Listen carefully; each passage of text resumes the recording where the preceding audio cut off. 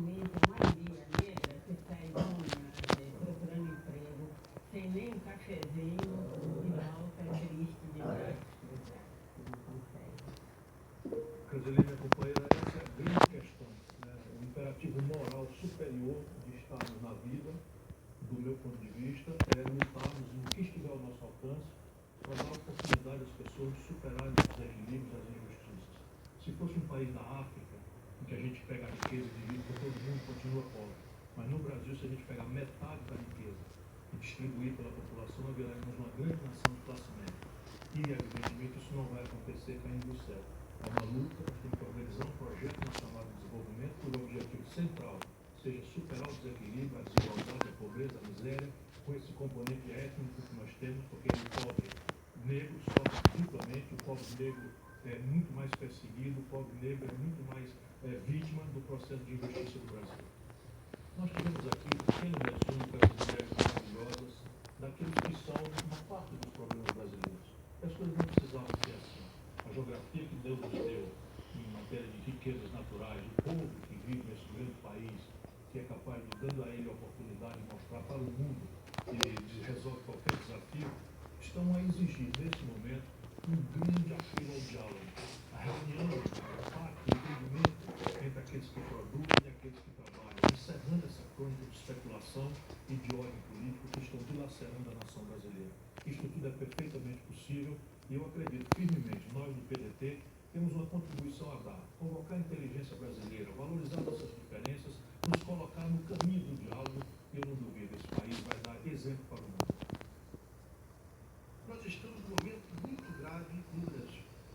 Com a aprovação da lei de terceirização, o senhor Michel Temer rasga a carteira de trabalho, destrói direitos, impede contratações gerando desemprego, acaba com a CLT, consolidada na cabeça e na consciência do povo trabalhador. Quebra, destrói o presente e também resolver o maior golpe em mais de 2 décadas. O projeto de mudanças nas leis trabalhistas é aprovado na Câmara. E entra em debate no Senado. O ex-governador Sérgio Cabral nega ter recebido propina na maior obra da Petrobras no Rio. Mas diz que usou caixa 2. E que comprou itens de luxo para ele e para a mulher, Adriana Anselmo, com sobras de campanha. A Procuradoria-Geral da República pede intervenção federal no Tribunal de Contas do Estado do Rio. O ex-jogador Bruno volta a ser preso pelo assassinato de Elisa Samúdio. Nossos repórteres mostram os motivos para a demora de alguns processos de adoção. E os brasileiros que mudaram de vida da noite para o dia. Agora no Jornal Nacional.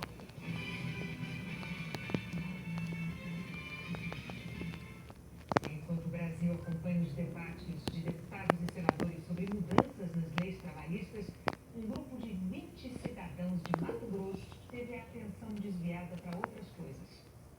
Ei, Jaciara, só 150 quilômetros da capital Cuiabá e tudo vai num ritmo, uma vida agitada. Só que não. Vamos olhar com outros olhos pela lente do prêmio de 101 milhões da Mega Sena para um único bilhete em todo o Brasil. O prêmio saiu pela primeira vez aqui em Jaciara, um município pequenininho, que tem seus 25 mil habitantes, não é tão agitado assim, mas imagina um dinheirão todo desse na praça, a cabeça das pessoas não está dando volta junto com a cidade inteira.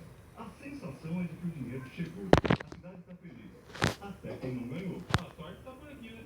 Aqui perto, tá rondando, tá rondando. Eu não ganhei, mas a minha cidade ganhou. Eu estou alegre, satisfeito que foi meus amigos.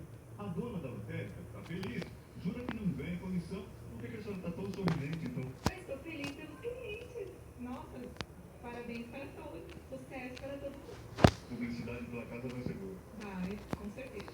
E cadê os ganhadores? Sim, porque são 20 num bolão. Cada um vai levar 5 milhões de reais. O do supermercado, o bar não abriu nenhuma garrafa hoje. O mototáxi meteu o pé na estrada. Quem apareceu foi o agricultor. Ele é prefeito de São Pedro da Cipa, município vizinho de Jaciara. Entrou no bolão porque estava faltando gente. E agora é um dos nossos milionários da região. Com certeza vou continuar jogando mais agora para prestigiar a casa também. Não dizer que foi só uma vez mesmo, vou prestigiar mais, a gente vai prestigiar em si. Enquanto isso, em Brasília, a Câmara dos Deputados concluiu a aprovação da reforma das leis trabalhistas e o texto agora vai ser analisado pelo Senado.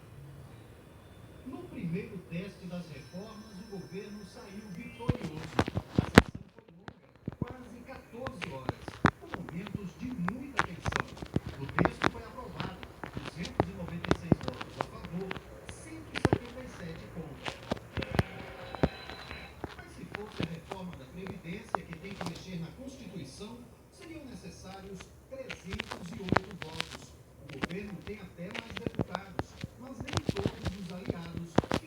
com ele.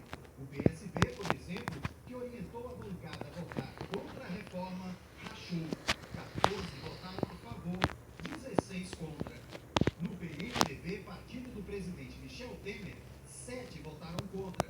Hoje, o presidente da Câmara disse que já está trabalhando para garantir os votos para a reforma da Previdência. Nós temos aí 2, 3 semanas, com muita paciência, nós vamos trabalhar e eu vou trabalhar para que a gente possa chegar no plenário com um número para aprovar a reforma da Previdência. O texto da reforma trabalhista foi praticamente todo preservado. Os acordos coletivos entre patrões e empregados vão prevalecer sobre a legislação trabalhista, sempre respeitando a Constituição. O fim da contribuição sindical obrigatória, um dia de salário cobrado de todo trabalhador. Quem quiser contribuir vai ter que autorizar o desconto. As férias poderão ser divididas em até 3 vezes, mas um dos períodos não poderá ter menos de 2 semanas. A jornada de 8 horas diárias continua como é hoje, mas o texto regulamenta a jornada de 12 horas, com 36 horas de descanso, respeitando o limite de 44 horas semanais. O texto também regulamenta o trabalho remoto, quando o empregado trabalha de casa, e o trabalho intermitente, quando o funcionário presta serviço de forma descontínua e recebe por tempo trabalhado. Este especialista em direito trabalhista diz que a reforma vem para modernizar as relações de trabalho no país. A CLT é de 1943. Então, houve muitas mudanças na sociedade, na economia, e, de fato, a legislação precisa ser compatível com a realidade que nós vivemos. A prática vai estimular a criação de empregos formais e não vai tirar direitos que os empregados há muito tempo sabem que existe, estão acostumados e contam com seus direitos. Depois de passar pela Câmara, a reforma trabalhista vem aqui para o Senado. O governo já trabalha para aprovar o regime de urgência, o que levaria a discussão e a votação do projeto direto para o plenário. O Brasil tem pressa, nós precisamos gerar empregos, nós precisamos criar as condições para que o desenvolvimento econômico se faça presente no país. Afinal, essa lei trabalhista ela vai contemplar muita gente que hoje não está utilizando-se das leis trabalhistas do país. As contas do governo tiveram um déficit recorde nos primeiros meses do ano e o rombo da Previdência foi a causa principal. Os gastos superaram a arrecadação de impostos e contribuições em mais de 11 bilhões de reais em março. De janeiro a março, as contas já estão 18 bilhões de reais no vermelho. E nesses 3 meses, 3 órgãos públicos não obedeceram o teto, que limita o crescimento das despesas, impedindo o descontrole. A Câmara dos Deputados, o Tribunal de Contas da União, a Defensoria Pública, e terão até o fim do ano para se enquadrar. Mas o que mais pesou nas contas federais foi a despesa com benefícios e aposentadorias da Previdência Social. De janeiro a março, o rombo chega a 40 bilhões de reais, 38% a mais do que registrado no mesmo período no ano passado. A projeção do governo é de que continue crescendo e chegue perto de 190 bilhões de reais em dezembro. No setor público, as aposentadorias também preocupam. Déficit de 19 bilhões no primeiro trimestre, com previsão de chegar a 85 bilhões até dezembro. O déficit total da Previdência Vai ficar aí com ela? para o ano em Se ela ficar aqui comigo, Vai, então fica de olho se ela for querer descer. Os partidos governistas estão Tá. se mobilizando para a primeira votação da reforma da Previdência. Quer vir, amor? Ainda na comissão especial. Ou quer ficar aí? O relatório que foi acertado com o governo quero está em discussão ficar e deve aqui. ser votado na Então você fica de olho nela, pra ela não pular. que estava previsto. Tá. O presidente da comissão disse que a prioridade é dar mais votos a favor da reforma.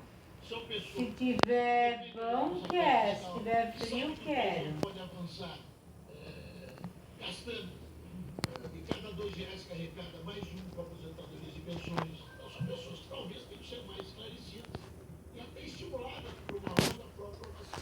O professor Roberto Eleri, da Universidade de Brasília, diz que a reforma precisa ser feita com urgência.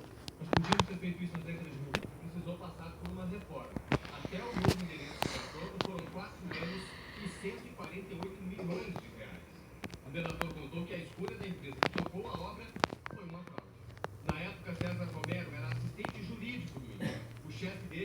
Sérgio Cortes, que depois foi secretário estadual de saúde e está preso pela Lava Jato por corrupção e fraude em licitações. César Romero disse que numa conversa com Sérgio Cortes e Fernando Cavendish, dono da construtora Delta, ficou acertado que a Delta venceria a licitação. O delator contou que para isso seria necessário alterar 3 cláusulas do edital. César Romero afirmou que Fernando Cavendish apresentou o texto das cláusulas que deveriam ser alteradas. César Romero alterou o edital e mandou para Brasília para que o Ministério da Saúde fizesse a licitação. A Delta ganhou e fez a obra. César Romero disse que 1 ano depois da reunião foi procurado por Sérgio Cortes com uma pergunta. Referente à construção do novo INCO, você prefere receber ela. César Romero respondeu aqui, mas garantiu que não Após chegou um a receber ano. dinheiro. Nina tá indo pra aí. O INCO ficou pronto em 2011. A Delta de Fernando Cavendish foi responsável por várias obras do Rio na gestão de Sérgio Cabral, como a reforma do Maracanã. Fernando Cavendish é réu na Lava Jato por lavagem de dinheiro e fraude em licitação e está em prisão domiciliar. César Romero contou aos procuradores que ele e Sérgio Cortes usaram até o corpo de bombeiros para cobrar propina em licitações. Foi na época em que estavam na Secretaria Estadual de Saúde. Como secretário de Saúde e Defesa Civil do governo de Sérgio Cabral, Sérgio Cortes era responsável pelos bombeiros. O delator disse que o esquema tinha a participação do empresário Miguel Skin, envolvido em fraudes na área de saúde e que também está preso. A secretaria abria licitações para a compra de equipamentos do exterior e pagava valores incluindo as taxas e impostos de importação. Os equipamentos entravam no Brasil em nome da secretaria, que era isenta de impostos. A diferença era recebida Foi mais fácil sem fazer. e depositada como propina em contas no exterior. O dinheiro ia para contas em nome de Miguel Skin e depois para Sérgio Cortes e César Romero. O delator contou ainda que nesse esquema foram compradas lanchas e escadas Magiro. César Romero afirmou que o empresário Miguel Skin pagava mesadas para outros integrantes da secretaria. O então comandante-geral da corporação, Pedro Marcos Machado, recebia R$20 mil por mês. César Romero disse que ele mesmo entregava o dinheiro. A direção do INCO declarou que não teve acesso ao processo, mas está à disposição da Polícia Federal. A Secretaria Estadual de Saúde afirmou que está entregando toda a documentação solicitada pela Lava Jato. Sobre a mesada, informou que os servidores citados já deixaram a Secretaria. O Corpo de Bombeiros declarou que desconhece as investigações e está à disposição das autoridades. O ex-comandante Pedro Marcos está na reserva remunerada. Nós não conseguimos contato com ele. O empresário Miguel Skin negou o envolvimento em qualquer prática ilícita e disse que vai prestar todos os esclarecimentos das autoridades.